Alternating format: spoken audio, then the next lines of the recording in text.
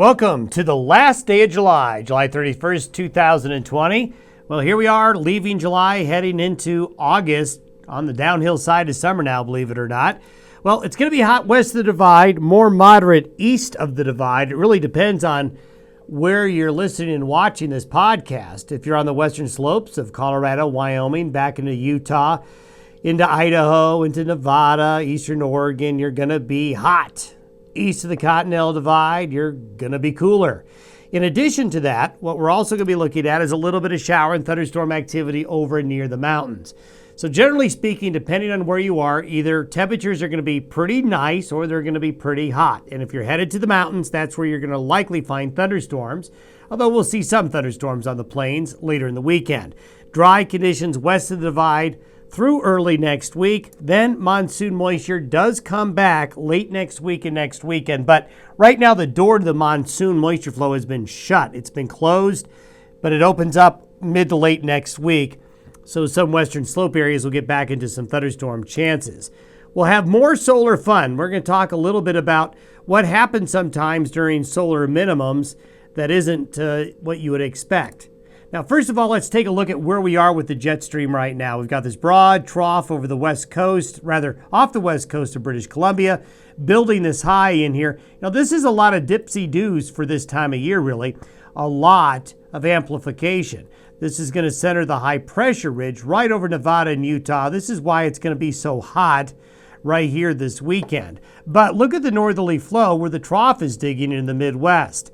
This area right here, this area of low pressure, is the same system that was up here earlier in the week that has now moved through. So this is going to cause quite a bit of shower and thunderstorm activity in the Midwest.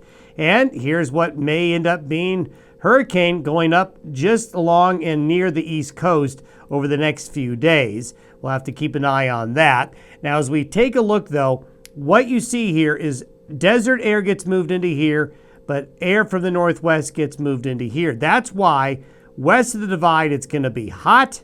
East of the divide, we'll give it a P. It's going to be pleasant temperature-wise this weekend. This is what the output of precipitation looks like through Monday. Notice the green and the grays are really near the mountains and along and east of the divide. So we're going to see showers and thunderstorms. Here's the Black Hills. Here's the Bighorns. Here's Yellowstone Park and the Wind Rivers. Here's the Colorado Mountains, the southern mountains of Wyoming, even the Uintas. So if you're going to be venturing into the mountains this weekend, your typical afternoon thunderstorm in the mountains is going to be around and along the divide.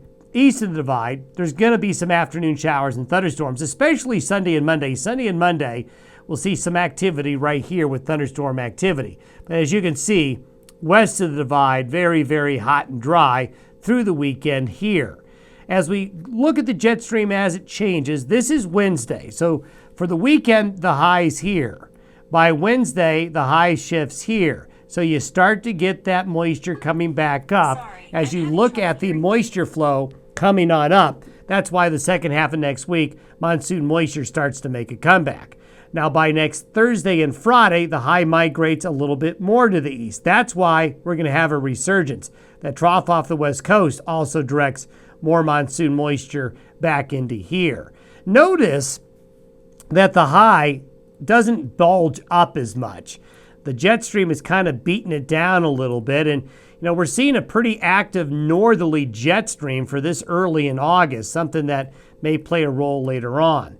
Taking a look at temperatures over the next week, this really highlights what the divide does. West of the divide, it is going to be hot. Great Basin in the interior west. East of the Continental Divide, the coolness.